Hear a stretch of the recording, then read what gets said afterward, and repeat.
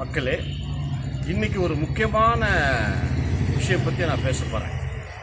மிக மிக முக்கியமான விஷயம், கொஞ்சம் நல்லா கவனிங்க. சீமான் என்னோட ஸ்டூடெண்ட் என்பது உங்களுக்கு தெரியும். இப்போது என்னென்னா 1987 இங்கே தான் பயிற்சி பண்ணாப்புல, அது அப்படியே போயிடுச்சு.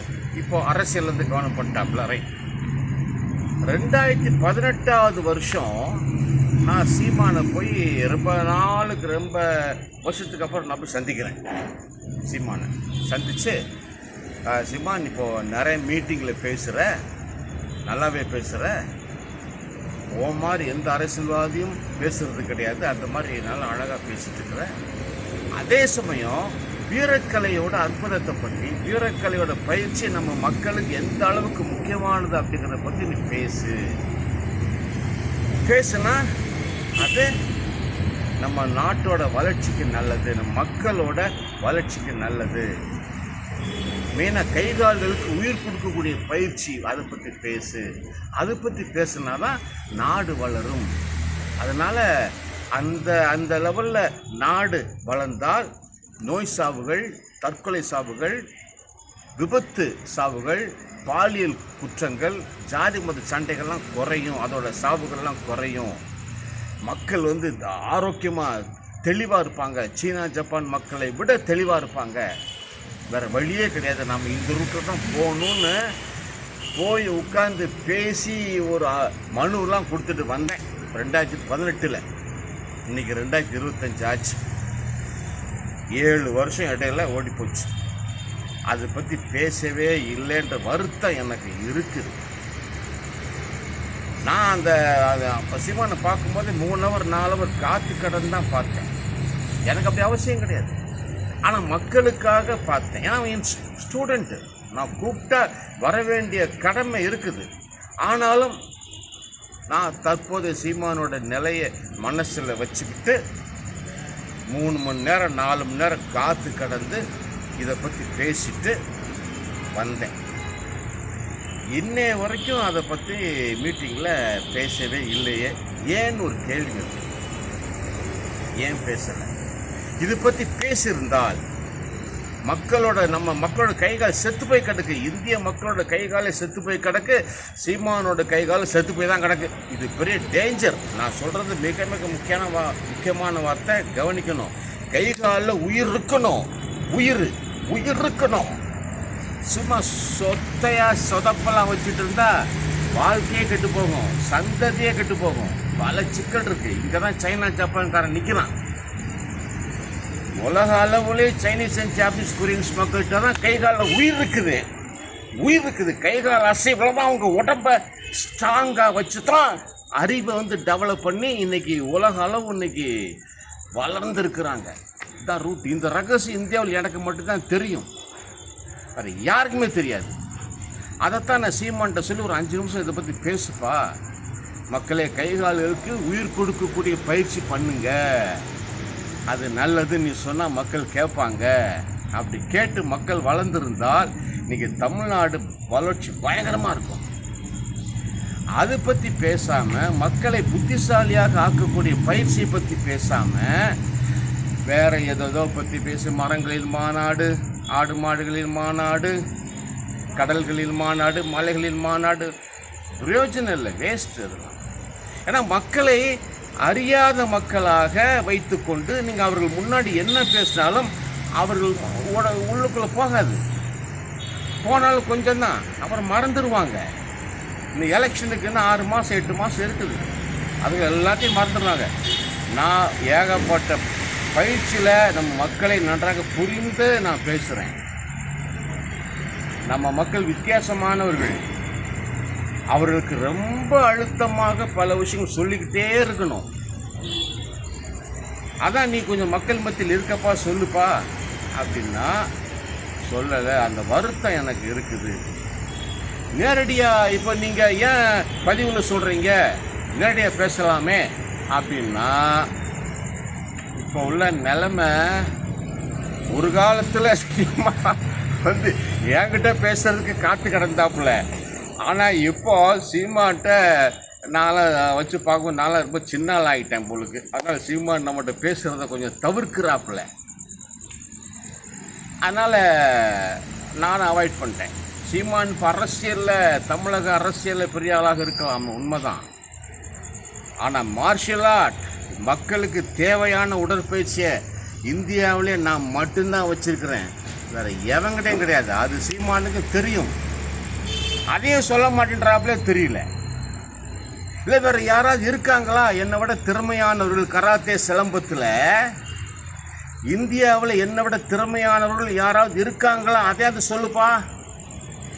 அதனால தான் நான் மாஸ்டர் அவங்களை பற்றி நான் சொல்லாமல் இருக்கேன். அவன் சொல்லி நான் கேட்டுக்கிறேன். ஒருத்தரும் கிடையாது, நான் மட்டும்தான் இருக்கேன். தமிழன் நான் மட்டும்தான் இருக்கேன். தமிழ் பேசுகிறேங்க. தமிழன் அப்படி, தமிழன் இப்படின்னு. நான் தமிழன் தானே. இந்தியாவில் 150 கோடி பேரில் ஒரு தமிழன் கராத்தே சிலம்பத்தை புரிஞ்சு தெரிஞ்சு உணர்ந்து பயிற்சி கொடுத்து மக்களுக்கு கரெக்டாக கொண்டு போய் தமிழில் கோச் எடுக்கிற ஒரே தமிழன் நான் தான்.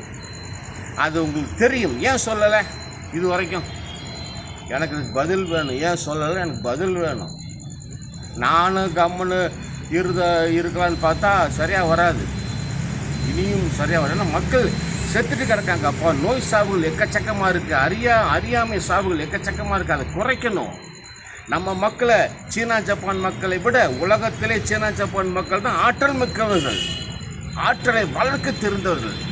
அந்த ரகசியம் எனக்கு தெரிந்து மக்கள் மத்தியில் சொல்ல முடியாமல் இருக்கே. எந்த விதமான இதுவும் இல்லையே அப்படிங்கிற ஒரு மனக்குறை எனக்கு இருந்துகிட்டே இருக்குது. சரி சொல்லுவான்னு பார்த்தா சொல்லலை. சரி இப்படியா சொல்லுவோன்னு தான் நான் வந்தேன். எனக்கு வேறு வழி தெரியல. என்னால் முடிஞ்சது தான். ஸோ நம்ம மக்கள் மத்தியில் இந்த கான்செப்ட் போகணும். எப்படி? கைகால்களுக்கு உயிர் கொடுக்கக்கூடிய பயிற்சி செய்யுங்க.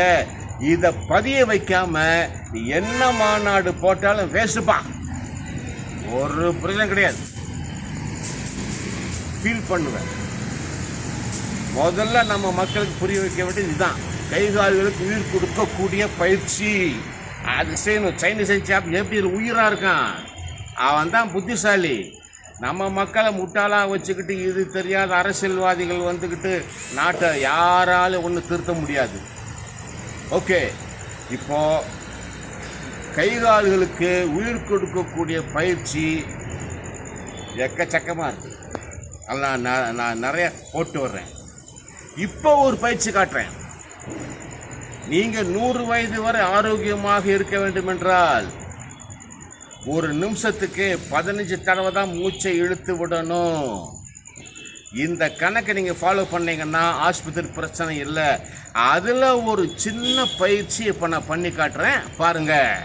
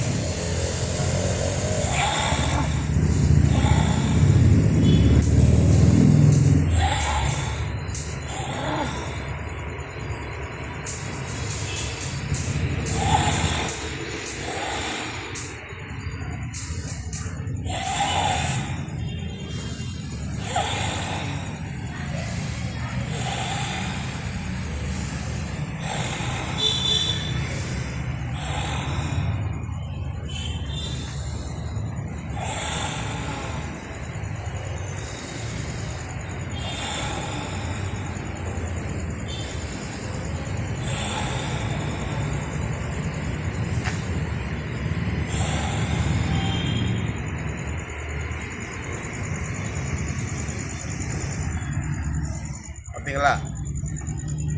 எனக்கும் 72+ ஏஜ். இவ்வளோ தூரம் ப்ரீத் பண்ணி செய்கிறேன்.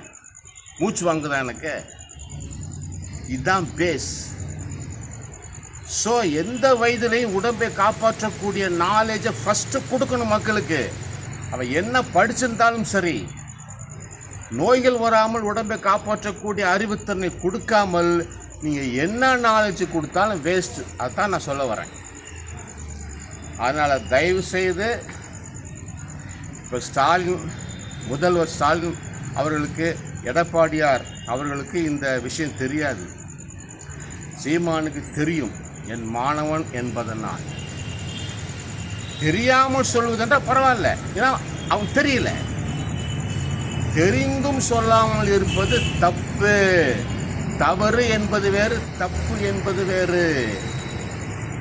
தப்பு செய்தால், தெரிஞ்சே தப்பு செய்தால் அதற்கு தண்டனை உண்டு. நல்ல ஞாபகத்தில் வச்சுக்கணும். தெரிஞ்சே தப்பு செய்யக்கூடாது. மக்களை முதல்ல தெளிவாக்குங்க, அதற்குண்டான பேச்சு பேசுங்க. அப்போ தான் நம்ம நாடு முன்னேறும். இன்னும் நிறையா சொல்லணும், இதுக்கே எனக்கு டைம் ஆகி போச்சு. அப்புறம் பேச மாட்டேங்க, கட் பண்ணிவிடுவீங்க. அதனால் நான் இதோட முடிச்சுக்கிறேன். அடுத்த எபிசோடில் சந்திக்கிறேன். வணக்கம்.